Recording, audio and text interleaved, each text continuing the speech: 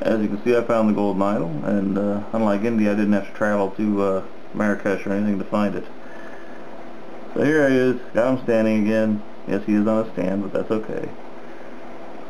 So, yeah, he's holding the idol. I probably won't have him holding it when I actually have him posed, but I will have him posed with the Ark of the Covenant like he was in the film when he found it. As you can see, this is the Hasbro Ark, the nice gold-plated look. Oh, wait, you don't want me to open the Ark, do you? So, yeah, the golden idol here, I'll probably insert a magnet in the base so it can sit on the pedestal over there, because I kind of like this one better than the sideshow one, but at least I'll have options that way. As far as height, pretty typical as far as height, you know. This is a customized Henry Jones Sr., specifically made to be a little taller. I know, having him next to the Hot Toys here, I want to get a better head for him. Got Tote from Raiders. Kind of nice to get a better head for him too, but I don't know, it almost has to be melting. Get out of here, you Nazi. Then here's a customized Mutt Williams, which, yeah, wrong movie, I know. Some people don't claim that Indiana Jones. I don't claim Temple of Doom, but whatever. I guess this isn't really fair because he's on a stand and Mutt's not, but Mutt's on a Soldier Story body with a head plate head. The jacket needs work because I don't like those studs on it, but I like what I've got so far there. But, you know, there's the Jones boys.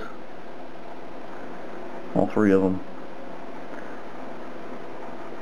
And the Ark of the Covenant. So these two will actually be posed together, probably with Tote kind of off and been in the background. Indy be looking down at the Ark of the Covenant here. And like I said, that golden idol will probably be on the stand. You know, you can pose them with various accessories. I mean, obviously, this cup is actually the cup from the Henry Jones Hasbro figure. So, you know, lots of different things. I've got about this from the DID set, which is a replica of the Lance of Longinus. You know, wasn't really in any film, but I can believe that any would go after it, and the Nazis did take the thing, so why not? Anyway, pretty good package for the money, but the sculpt has its flaws. It's not perfect, but I will say this. One of the complaints I had is he doesn't really look like he's got enough of a 5 o'clock shadow going in here. Until you see the sculpt in hand, you can see that it's actually sculpted on. It's just not painted for some reason. Because, you know, at Raiders, Indy had a specific look. He was the scruffiest in Raiders, and the other two kind of, I guess it was more realistic in that he's just shaved, and the next thing you know, he's, you know, Raiders, in one scene he's clean shaved, next one he's got like almost a full-on beard, and then, you know, the other two, he comes in and he's progressively getting a little bit scruffier, but I do like this. It looks good. It's not perfect. It's more of a Temple or a Raider or a Last Crusade Indy than it is Raiders, but it works. And that's it for this. I'll probably get around to the box video later. I'm not going to do it right now, but it'll be spliced in and it'll all be together. So now we're at the boring part of the video. That if you've watched the rest of the video, this is the boring part. Go ahead, kick it off. You're good. You understand what the good points are, what the bad points are. I've kind of gone over some of the things I've seen with it, and you know, what I liked, what I didn't necessarily like as much, but you know, it's a solid figure, like I said. So we're gonna open the video box here and bore everybody to death. So once again, here's the text. You need to read it. I gave you a good look. Map covers his travels from over here all the way back around.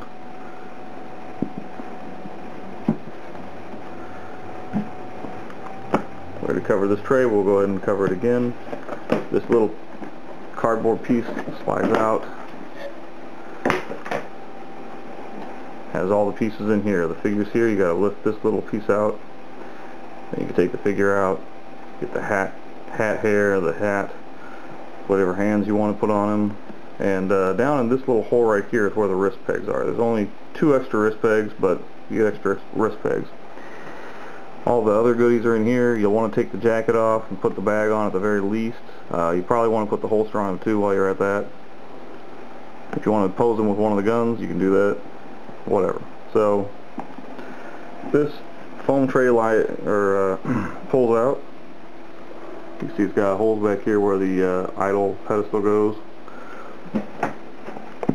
And in this layer, you have the staff of Ra, which goes here, and here would be the Arabian costume. Up here is where the Arabian headdress would be. And of course, once again, cutouts for the pedestal.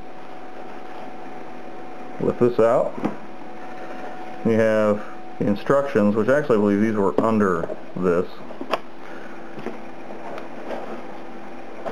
But these instructions kind of cover in a couple different languages how to, operate the PERS system, how to place hair or hat on him, details not doing certain things to the body. If you want to turn the head, turn it a certain way first so you don't rip and smudge the paint. How I want you to hang the whip and holster and all that.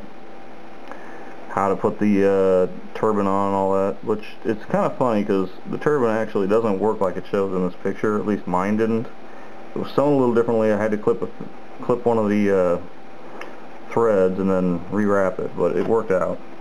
And then it shows you how to put the two pieces of the pedestal together, and theoretically you could place them on this, which is a pretty good representation of the flooring in that room. It's got like a sand look for the map room Indy there. And then you can choose your backdrop. Well, where's the backdrop? You might see this piece over here. If we lift this layer out, close.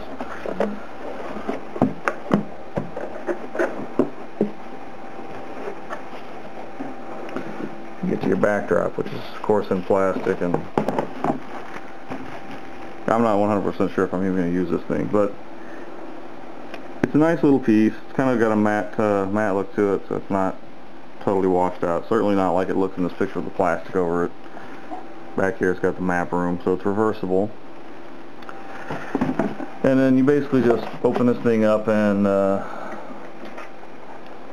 stick this floor piece here kind of on these notches or whatever, and it looks like he's in the environment somewhat. I think it's kind of cheap to me, but whatever. If you like it, you like it. I kind of like the full-on dioramas as you've seen. It's got a nice little thing here for the base. Would have been better if this little piece had been on the actual stand, I think, but you know what, I'll live with it being here, even though it'll probably never get seen. But that's it. I'm going to go back because, that'd be even lamer than it already was. But yeah, I'm happy with the figure. I was able to swing it into a couple different setups. The jacket, I mean, here's the Sideshow jacket. It's cheap. It's vinyl, very vinyl, and very inaccurate. Whereas the Hot Toys jacket, except for the side flaps, the side entry on the pockets was very accurate. Also, this on a proper body, maybe on the original Prometheus body, it might have covered Indy's arm properly, but on the Hot Toys body, it doesn't go down far enough. If you look at the jacket, it should go to this knuckle on his thumb, as far as the sleeve, and the Hot Toys one does, but the Sideshow one does not. So, very big win on the jacket for Hot Toys. Sideshow, not so much. And like I said, everything's superior. It's very good, very accurate as far as the accessories and everything goes. You can kind of see it over there in the setup. This is how it'll be displayed, except I'll probably remove the golden idol from him. Yeah, I know he's got a few other guys floating around here too. But it is what it is. And that's basically where he's going to be. If he gets a little dusty, he'll be alright. And he always was a kind of dirty guy. So that's it. Hopefully you enjoyed the videos. Hopefully this thing will splice together properly and we can get this thing uploaded to YouTube right. So that's it, guys.